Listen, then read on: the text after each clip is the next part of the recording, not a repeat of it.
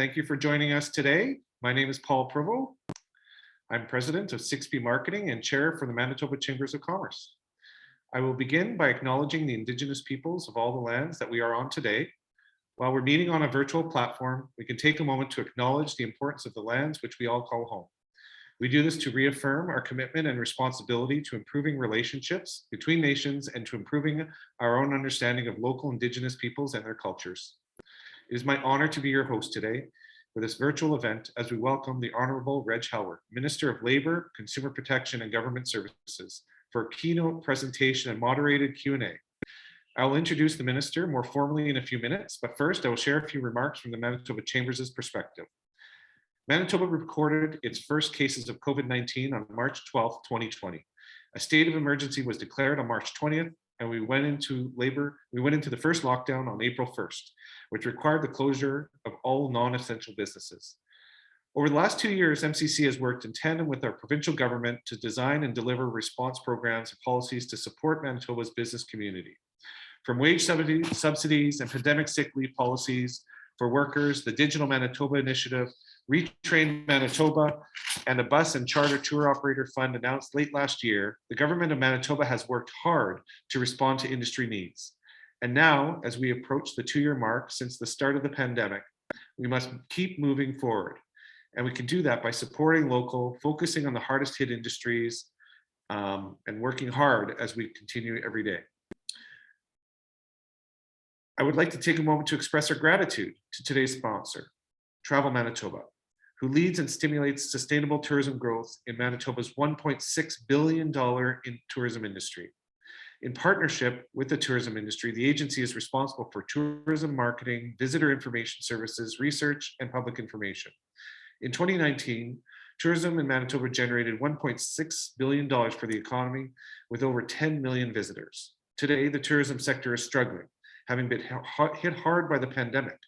Recovery is expected to take time, and tourism is likely to be the last sector to fully recover. Travel Manitoba's work has never been more important, but there is reason to be optimistic. In 2019, Travel Manitoba, the Manitoba Chambers of Commerce, and the Manitoba government came together in the spirit of collaboration to create a new vision for tourism in the province, recognizing that a whole of government approach and private sector input would be required to increase tourism's contribution to the provincial economy. The result, the Provincial Tourism Strategy for Manitoba, a document built with the consultation of industry stakeholders and core customers and informed by the tourism industry trends influencing future visitors. The new Manitoba Tourism Strategy will help stimulate economic recovery as we move out of the pandemic, with the goal of getting us back to the 2019 tourism levels by 2024. Travel Manitoba has prepared a 2-minute video highlighting how they will stimulate our economic recovery and the importance of capitalizing on our opportunity now to grow our province into a thriving, vibrant, and resilient tourism destination for decades to come, and to make Manitoba a must-visit 4-season destination. Here's the video.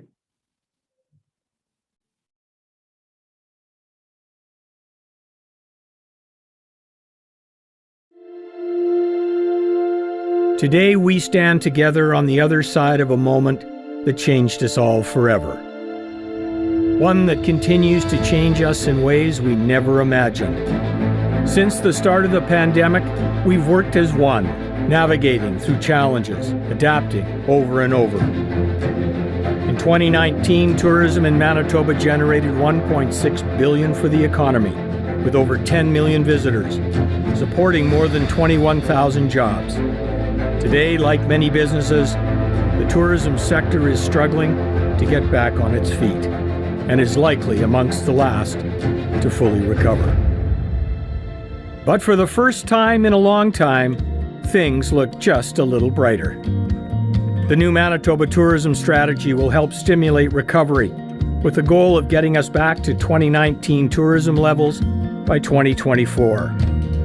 With 27 initiatives, progressive partnerships, increased funding to promote Manitoba's brand, and industry-wide collaboration, together we can make Manitoba a must-visit 4-season destination. And while it won't be easy, we know we have an opportunity to grow our province into a thriving, vibrant, and resilient tourism destination for decades to come. The pandemic reminded us how travel brings us together, enriches our lives, expands our horizons, opens our hearts and our minds. With Manitoba's wide open spaces, breathtaking landscapes, incredible wildlife, and deep cultural roots, we encourage you to get out and discover, because there is no better time to explore Manitoba.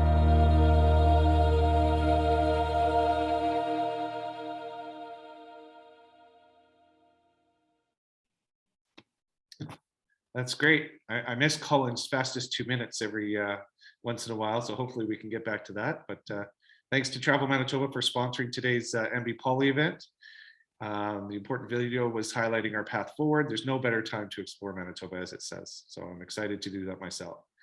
And now for a few housekeeping items. We've muted all participants for best audio quality. Minister Helwer will have approximately 20 to 25 minutes to address participants. Following the minister's remarks, the Manitoba Chambers of Commerce President and CEO Chuck Davidson will lead a moderated question and answer session. If you didn't have a chance to submit a question, or maybe a new question arises for you, please post it in the Q&A panel.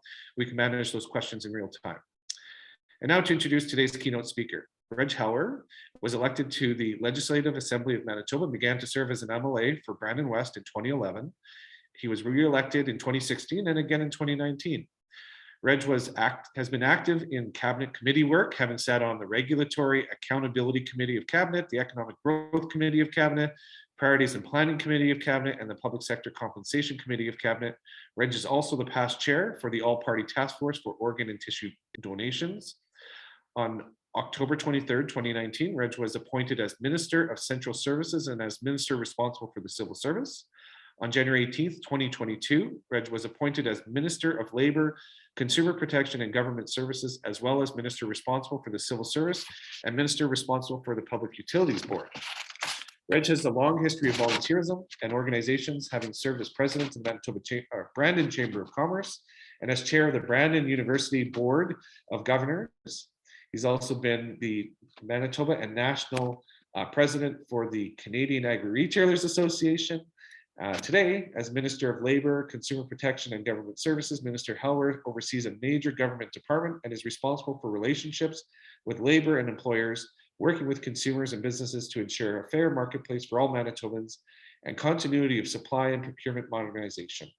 As Manitobans move past the COVID-19 pandemic and push forward into economic recovery, supply chain management will form a critical component of our province's ability to remain economically competitive. The minister joins us today to share his portfolio's plans and priorities for Manitoba. Mr. Helwer, I am excited to give you today's podium for today's Manitoba Poly Power Hour. Thank you very much.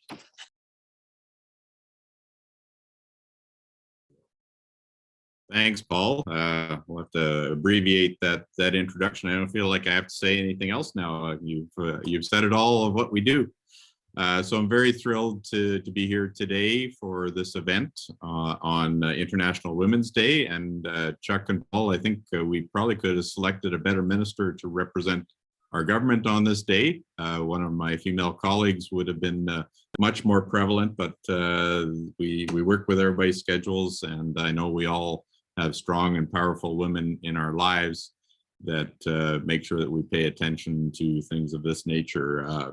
You know, when I was president of the Chamber of Commerce, we worked very hard to find women that could be involved in the chamber, and was very thrilled to have Laurie Dangerfield as a vice president. And when John Burgess and I had discussions with her about stepping into the president's role, you know, we were very passionate in how she could do such a good job, and obviously she did excel and exceed all our abilities. And but it was a learning step for me, as Laurie pointed out very succinctly to John and I, that you know, as men, we kind of blunder ahead, not the word that she used. She was much more polite when we have opportunities like that come in front of us, and we don't know that we can't do it, so we just move ahead and try to make the best of it.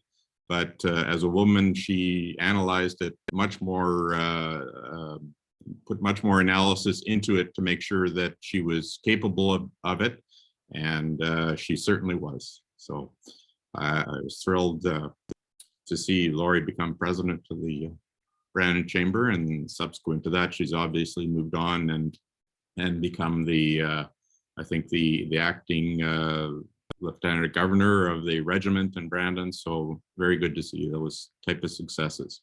So coming back to what we're here for, I guess today is to talk about labor, consumer protection, and government services. It doesn't flow trippingly off the tongue on what that all is, but it is changed in a department from our original central services department. Those components are still there.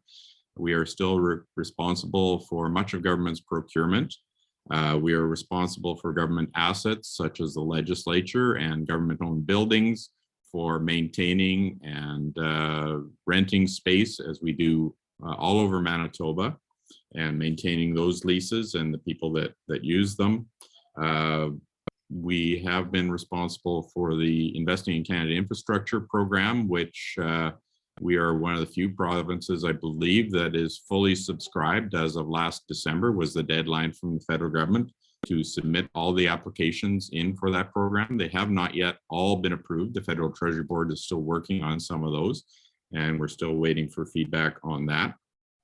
Broadband was a big topic and still continues to be a big topic as we move ahead here with the pandemic. I know you as businesses have many people working from home on virtual platforms like this one, as do we in the government. We continue to have people working from home. And I think that's a question we'll be dealing with a little bit later on when are we returning to the workplace. And we have been working with, through the Public Service Commission, that is one of my responsibilities as well, to make sure that we discuss with staff and all levels of staff how that return to the workplace is going to happen and when it's going to happen and what format it's going to take. We have discovered, as many businesses have, that many of the services can be done from places other than government buildings. So there will be a component of that in our return to work. Some of them may be dependent on a portion of the week in the office and a portion at home. It'll be a very dynamic return to workplace, not just for core government, but also for crown corporations that the government works with as well. And they do make their own decisions in that regard, but we do interact with them on human resources side to talk to them about what we're doing and what they may be doing as well. The channel outlet is, the agreement falls under our department, and we are working with the federal government to try to finalize that agreement and some of the funding there.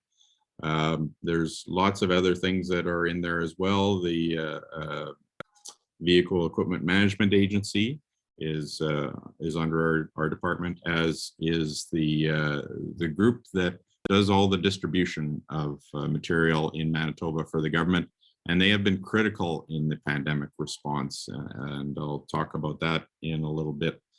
So labor, I guess, is a new addition to our department. It was resident mainly in finance prior to that, and now is a part of the title of the government or of the department. And we've had a very intense learning period as a minister and deputy minister and staff of what is entailed in the labor side. Finance remains in charge of fees and fines and collection of those, and we are more responsible for the operations of the labor portfolio, which does include advising on negotiations with unions and interacting with unions. We have only a couple of unions that the government itself directly works with, of course, the MGU. Most of the unions are interact with other agencies like the various Shared Health or Winnipeg Health Authority or Manitoba Hydro. They interact with their unions and do the negotiations there. So they may ask us for advice from time to time, but we always reflect it back to those particular entities that actually employ the members of those unions.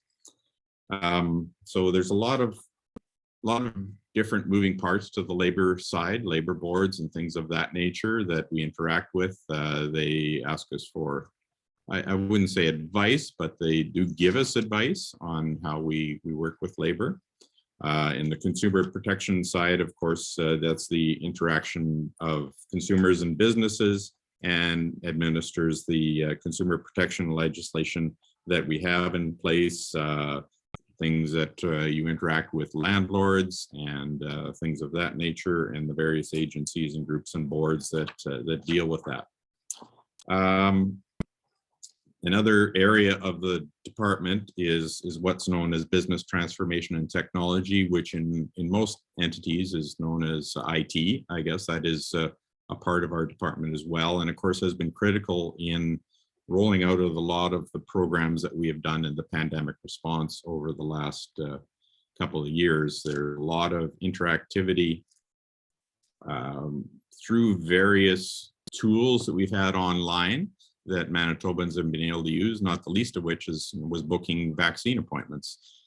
So that was all something that BTT changed. I wouldn't say changed, but they expanded their operation to do that, and they administer the IT services for Manitoba. We talked about procurement supply chain a little bit, and that has always been a part of our department with the materials distribution agency that works with us.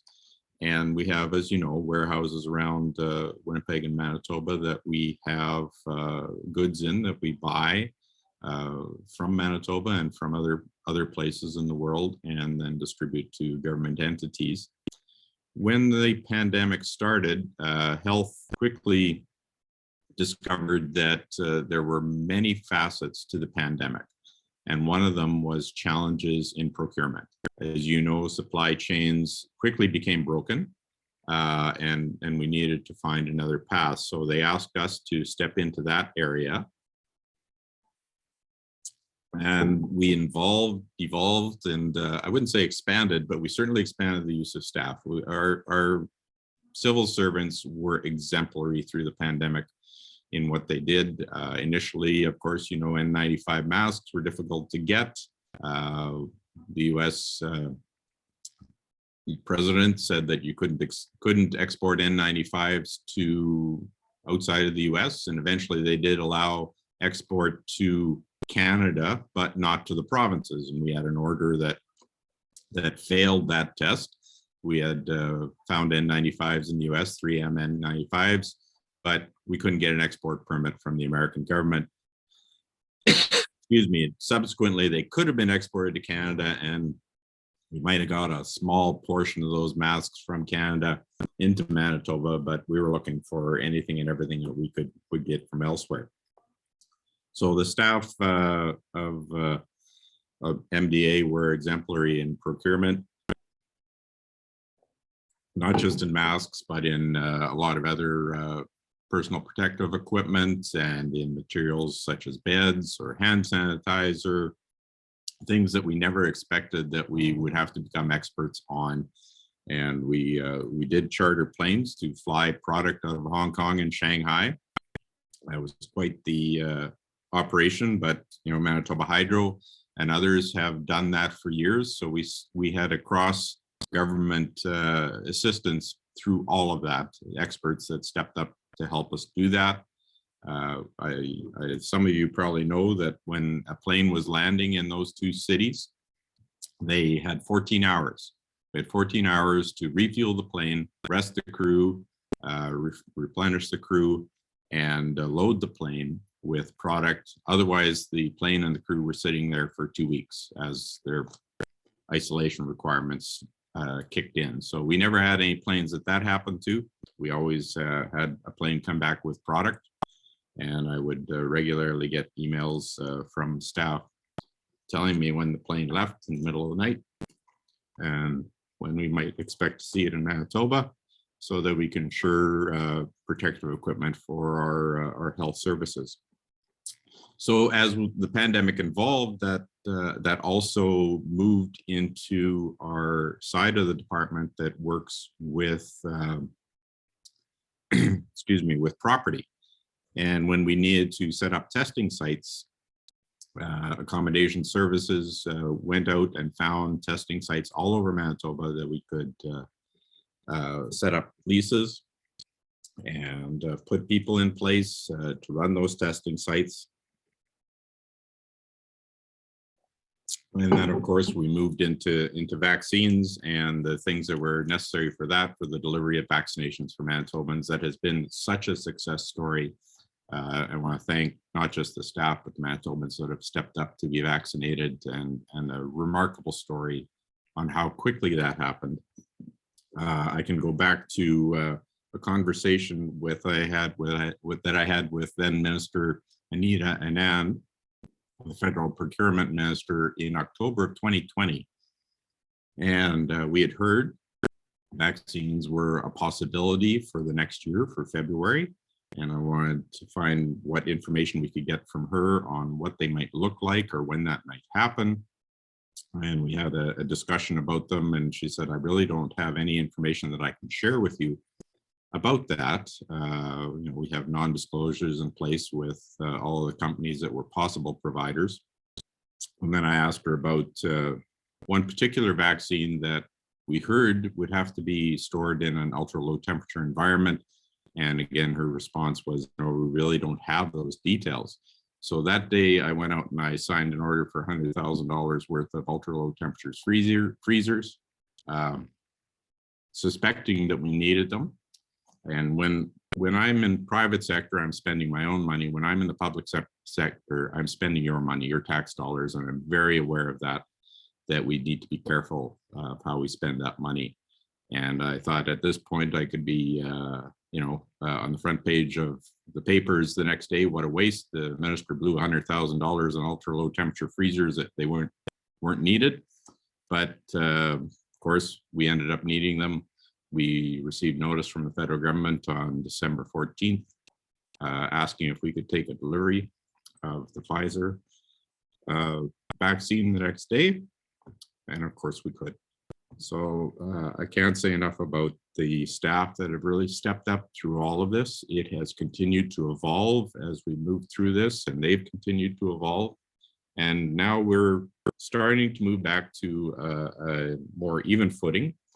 We do a lot of work on procurement through MERCs and other things with other departments. The capital program of most of the departments in government, we assist in that, and making sure that the RFPs, the tenders that go out to the public, are consistent in their delivery, and that we're not exempting anyone or excluding anyone from the market. We, of course, we have our trade agreements with other provinces and other countries that are responsible to, so it has to be something that doesn't exempt other provinces from bidding on as well. And we make sure that we can work with other provinces that our businesses can support and bid on product or RFPs in other provinces. So I think that's that section of the department. We also have the Public Service Commission that was the Civil Service Commission until the proclamation of the new act that has replaced an act that's over 100 years old. And that is essentially Manitoba's human resources arm. And quite a different world. They've been very important, of course, in the pandemic, in how we hire staff, either for vaccination sites or for testing sites or other areas, and also the training of the civil service. So they are a critical part of that determines where and how people are employed and what their training will encompass. And I think there's been a lot of work done recently on truth and reconciliation and what that means to government and what that also means to our civil servants. And we have done a number of facilitated workshops with civil servants on truth and reconciliation, and have a group that is working with our civil service to talk about that and have some open discussions on it. They, as I understand it, they're often fairly quiet at the beginning, but people do get involved to ask questions and to learn more about that. And I think one of the things that I take away from it is we learned early on.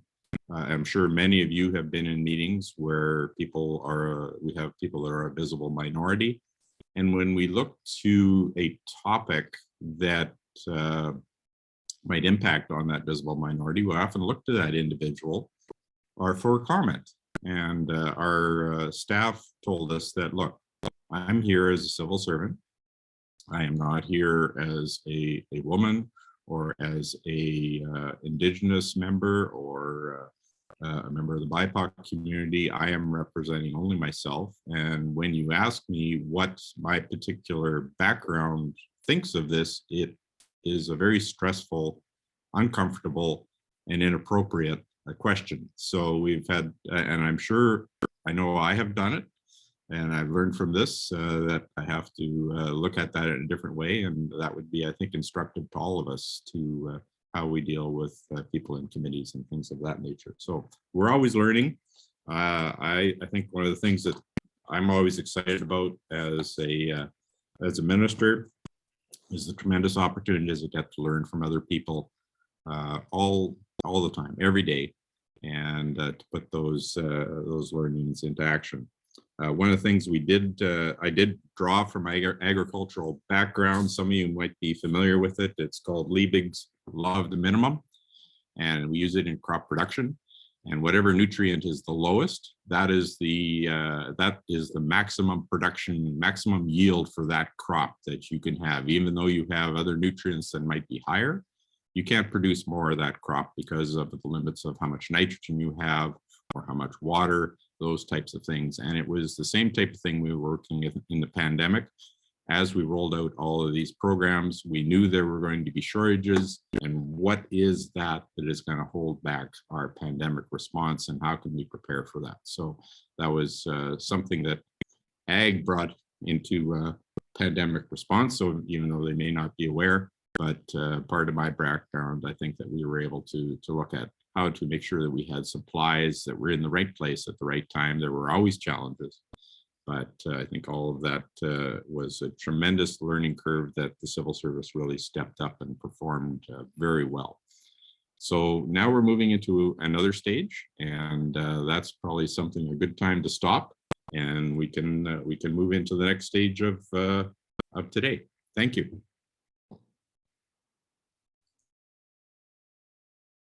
All right, Minister, really appreciate your comments. Minister Reg Helwer is joining us, of course, for the Minister of Labor, Consumer Protection and Government Services. One, just kind of a starting point, just want to thank you. I think you've done a great job sort of outlining, some of the challenges the government's been under that, maybe not a lot of us know in terms of the nuts and bolts of how different things have had to come together, whether it was through PPE or through the vaccinations to be able to get those measures in place that can serve Manitoba. And so obviously, on behalf of, congratulations on behalf of that as well. So as well, just, do want to recognize as well, I do know today is International Women's Day, and just wanted at this point in time recognize, yes, you and I are not representative of International Women's Day, but of course, the tremendous team that I know I have with me, my board of directors, some tremendous women on that. We just want to recognize them all on this day. I think every day should be International Women's Day in terms of for the work that they do and the impact that they have on the Manitoba economy as well. So we just want to recognize that as part of today's day as well. So we've got some time for some questions. I know this is a busy time for you as well. The House is sitting, and we've got QP later today. So we're going to take a little bit of time to ask some questions. And again, if anyone has questions that they would like to be addressed, you can just send me the Q&A function. We've got some already. We'll try to get to as many as we can. But maybe I want to start with, you kind of outline the changes in your department. And I think the main one that for me is that, is the labor portfolio. And it's one that has not necessarily been a standalone or been a recognized portfolio within government for quite some time. So I'm just curious as well, sort of the rationale with your government in terms of having a more of a defined Department of Labor and sort of what you see as the priorities in that department and the focus kind of going forward. Thanks for the question, Chuck. And, we have had in the past labor as part of government departments, as part of the name. So this is moving back into that type of situation. Labor was a responsibility of finance, which made a lot of sense because a lot of the labor component has to do with collective agreements and how we pay for those and what the impacts are on our budget. So this is just a little bit different environment. We did, I think if you look back through responses in the past, the minister responsible for a department that was impacted by a collective agreement, be it in education or in hydro, usually respond to those questions. And we found that we had to brief the ministers regularly on what was happening in those areas, even though the Minister of Finance and I, as the chair of the Public Service Sector Compensation Board, would be more aware of what was happening. So I think this context allows us to sort of not centralize it, but we can understand the interaction with labor a little better. I've had several meetings with labor representatives and had many suggestions from them on how we can change things for the better for both of us. So working together, I think, is a big part of this government. And I think just kind of building on that as well. I mean, I think, you know, and it's no secret, I think the previous premier had a bit of an adversarial approach with the labor group in Manitoba. Is that something that is, you know, I think with the new premier and providing a little bit more direction from you in this ministerial position, is really rebuilding that relationship, recognizing they are an important part of the public sector and providing the services that Manitobans need as well? I think you're correct in that assessment. We can't operate as business or as government without the people that work with us. And that's a critical part, that we have good relationships, not just with the workforce, but also with the unions that represent them. So we're spending quite a bit of time, I think, talking to representatives and the staff about those types of environments and working on the collective agreements that are still open, that we have to negotiate or that other employers have to negotiate, to find a path to get those settled. We'll quickly move topics. You know, one of the big things that I continually hear and is a topic of conversation from the business community always goes back to procurement. And, you know, I know that in the past, back in 2012 and in 2016, that there had been some reviews had been done in regards to modernizing that procurement services here in Manitoba, you know, to really ensure that we're doing efficient and effective services. At the same time, we're reducing costs for taxpayers as well. And in response to that, the former Ministry of Civil Services, which is now the Minister of Labor, launched a province-wide and a procurement modernization project, which was expected to be completed last year. And part of the elements of that were to include, you know, centralizing procurement services, becoming a better shopper for government as well, and achieving that economies of scale. I wonder if you can provide a bit of an update in terms of where we're at in terms of that procurement process here in Manitoba, and provide some of the business community with an understanding as to where we're looking to go. Thanks, Chuck. So procurement, as you said, started around 2018, but at this point, we really don't see an end. It is just a way of doing business that we will continue to evolve in that format. Some of it has to do with bundling contracts together, of course, and making them all available on MERCs, as we use that as our platform for making sure that businesses are aware of what we're looking for. Some of it has the ability to more localized contracts, if we can split them up so that it is just not large companies that can bid on them and be part of that. And I think that one of the things that I should have said in the past was, in our procurement exercise for PPE, I wanted to really thank Manitoba companies for stepping up.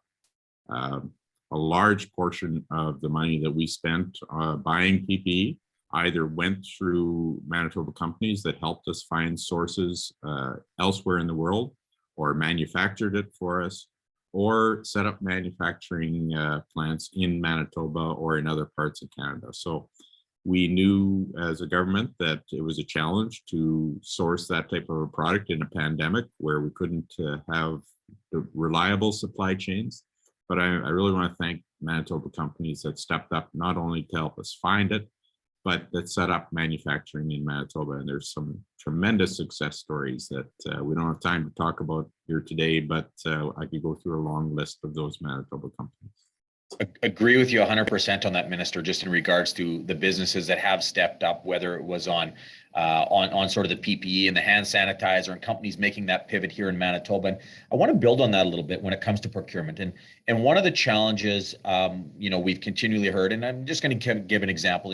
We understand that in other provinces, such as Saskatchewan, that they measure the local economic impact of their procurement. And we've been big proponents of a support local mentality here at the Manitoba Chamber of Commerce, and we've been really pushing for that as much as possible when we look at those local supply chains. And as part of their responsibilities in Saskatchewan, as part of that trade policy, is how do you help build those Saskatchewan companies to build their capacity and experience in handling businesses that government could offer? So I'm wondering, in the procurement policy, in terms of the decision making in Manitoba, do we look at the internal economic impact when we're making decisions, which would obviously influence, Manitoba companies having a little bit more of an impact?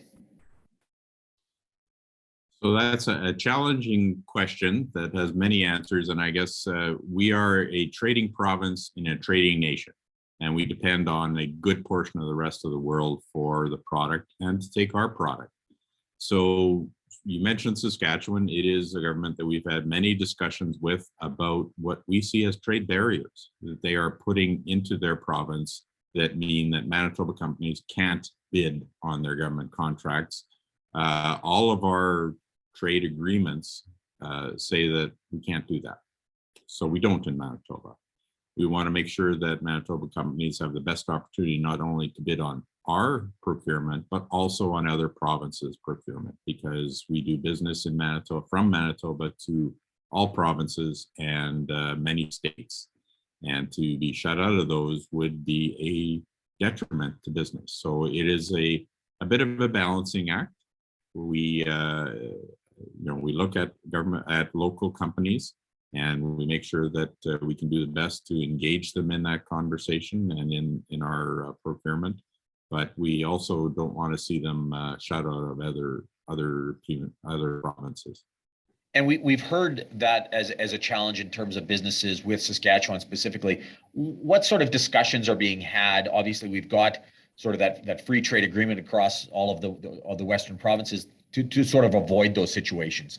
I mean, because and this is something that I've obviously heard, is that it's great for Saskatchewan businesses, not so great for Manitoba businesses. So how do we sort of get around that, or address those measures to make sure that we are playing with a level playing field?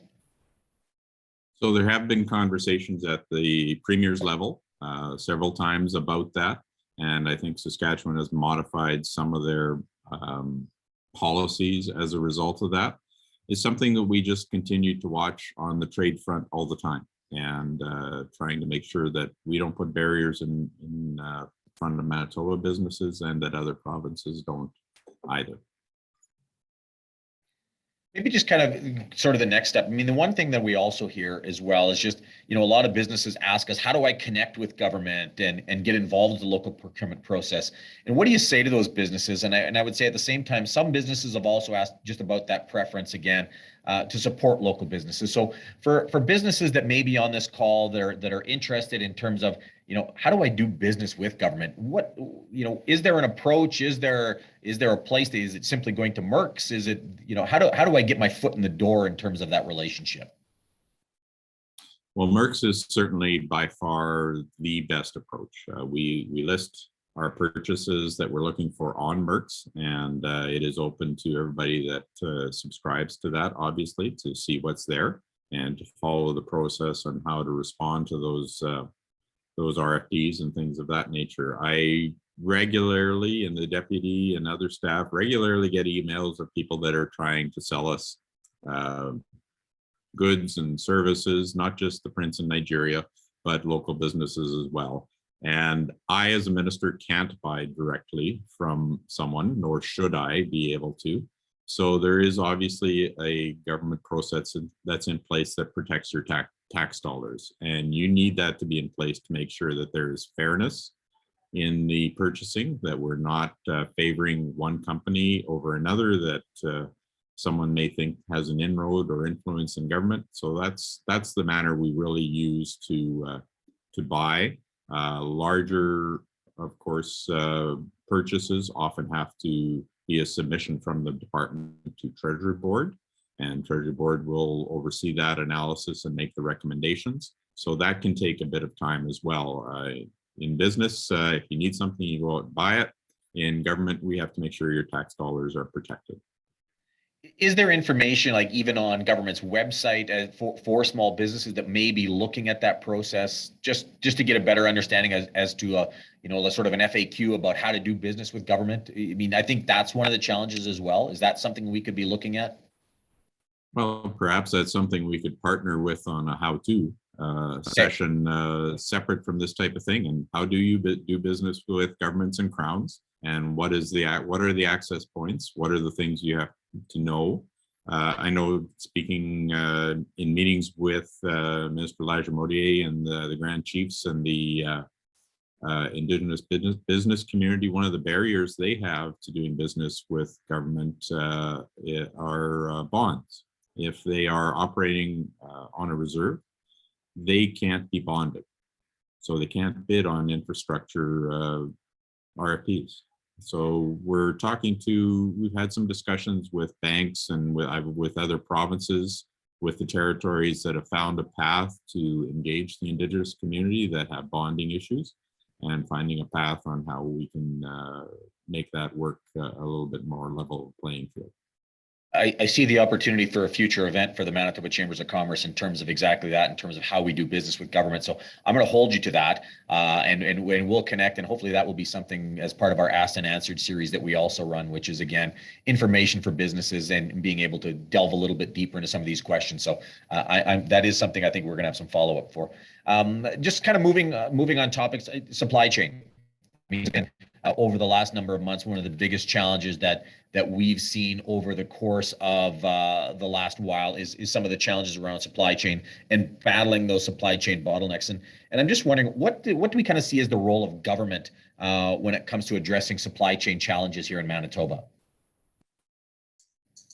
Wow, that's a pretty wide question there, Chuck. I think we battled with it obviously as well. And I mean, it's not something that we did lightly, to charter planes to go over to bring product back from overseas when we needed it. And when I talked to other ministers that were involved in procurement across Canada, they kind of said, well, how do you do that? And, well, you call up Air Canada or another operator and say, do you have a plane? And at that time, passenger planes were readily available. Freighters weren't, because all of us were buying product from online retailers as well as Manitoba's. So the freighters weren't available, but the planes regularly were. Some of it has stabilized. Some of it we see is still an issue. I mean, anybody that's dealing in the market of construction knows that steel, doors, very odd things have become a point where you're going to have your project delayed. Some of that is looking to local manufacturers, and I know many have stepped up on that side. Recent things that have been happening with Russia and Ukraine have changed the dynamics in the crop inputs market and in the pesticide market. So things are becoming scarce in some of those. The prices, as I'm sure you know, of fertilizer and other crop nutrients are escalating rapidly, especially over the last couple of days, it seems. Oil has an impact in the chemical market. So this is, I don't want to say it's necessarily the new normal, but business has to respond quickly to a lot of these. We work with all of the crowns and other government entities on the procurement side when we go to find a product that, let's say computers, for instance, that might be readily used by all of our entities. And so we essentially create a buying list for other crowns and for other governments like the City of Winnipeg and other municipalities that they can buy off our buying list if they wish. So those are the types of things that we've been doing in procurement, not explicitly to smooth out supply chain, but to make sure that Manitobans are getting the best opportunity for their tax dollars. Well, and it's one of the things as well, Minister, I can tell you that, it's one of the big things that I've been a champion of over the last 2 years, and recognizing is some of that supply local, and that buy local initiative here in Manitoba is encouraging larger companies and businesses that may have looking at their local supply chain and seeing, is there somewhere closer to home that you can be able to get this? And, we've got some great examples in Manitoba, in the Winkler-Morden area, in the Brandon area, about strong companies that can provide. And I think it's just incumbent on us to continue to raise awareness to look a little bit closer to home, because I think it'll have a bigger impact on the Manitoba economy and on the businesses, on looking in terms of what some of the challenges they're kind of dealing with are. So I'm just going to go to, we've got some questions online as well. So Jeff Sine from the Manitoba Motor Dealers Association, asking the question that consumer licensed vehicle dealers must follow provincial laws when advertising and selling vehicles. They must tell you the facts about the vehicle's history, condition, and pricing, so you can make an informed decision before purchasing the vehicle. The question he's asking is this something that you'd be looking to include all motor vehicle products, including power sports, marine trailers, etc., having them to follow those sort of same rules? Or is that something that we currently don't have in place?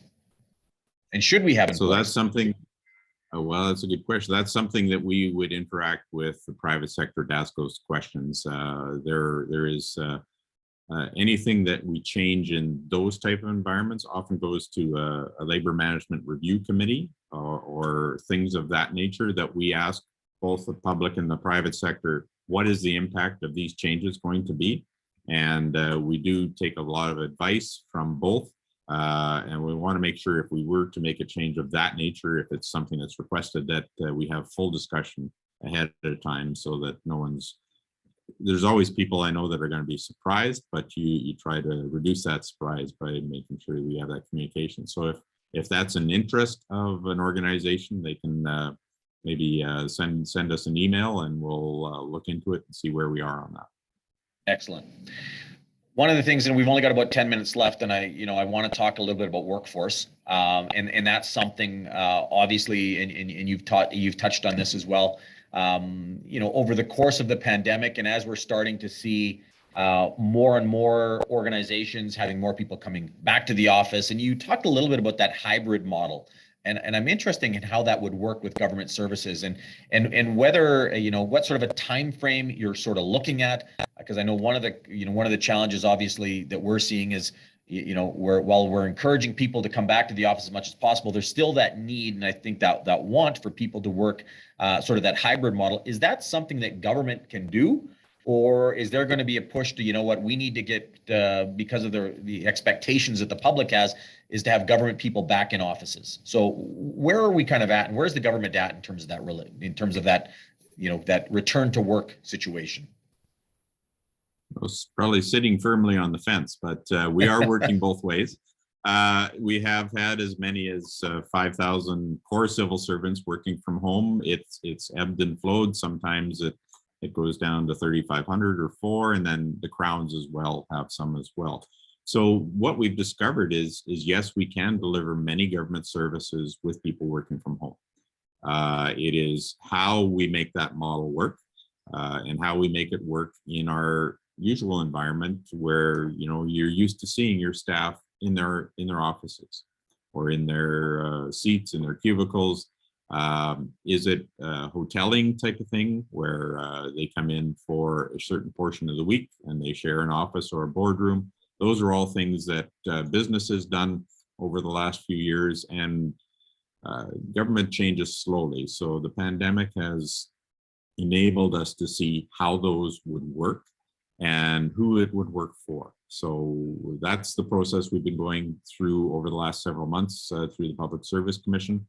Talking to staff and supervisors about who can work from home, how can they work from home, what other things do we need to make sure that the service is the best we can provide using that. Obviously, there's public interactions that have to take place. So somebody that you have to actually interact with doesn't work with them working from home. But we needed to go through and analyze all the government positions to determine what that might look like, and at what pace we're going to have people coming back into the workplace, and how that's going to work. we talked a little bit offline about the cost of gasoline here just the last few days as it's escalated. It's another deterrent to bringing people working in the workplace where they have to drive or they have to use public transit. The costs are all going up. So we recognize that part as well, but that's a whole different world that's entitled. And also in terms of the government footprint, what we have for leases and what we need to continue to have for leases. We had early discussions in the pandemic. Do we need more space? Because we need 6 feet at least between people, or will we need less space because we may have less people working from home? So all that analysis is something we do every day. I don't have an answer for you when or how, but it's a process. And how important has it been as well? And we talk about this from a business standpoint is IT, is the, the quality of government IT as well in terms of, is it there to create this opportunity for more and more people to work from home? I know it's a bigger challenge, and you'll know this as well in rural Manitoba. Is there that opportunity in a lot of communities to have more remote working? So BTT stepped up really quickly to set up VPNs for our government staff to be able to work from home, and we had multiple. I forget the total number of licenses we went to, but it was substantial. I did have a call with all of the heads of all the telecom companies early in the pandemic to see what we needed to do to help them and what they could do to help us. And several of them stepped up, providing iPads for schools or for people working from home or children that were at home. So there was a big uptake there. It was one of my first conferences of that type where all these CEOs were addressing me as minister, something I'm still not comfortable with, as opposed to I'm just me. But they were very good and interactive, making sure that we had access to broadband.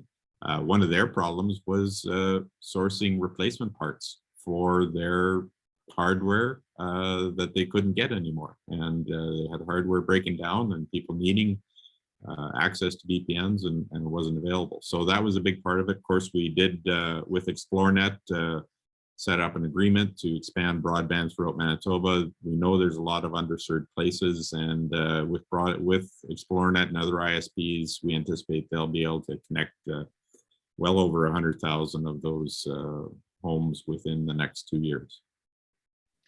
Minister, we've only got a couple minutes left, so I kind of wanted to sort of finish with the topic of government modernization.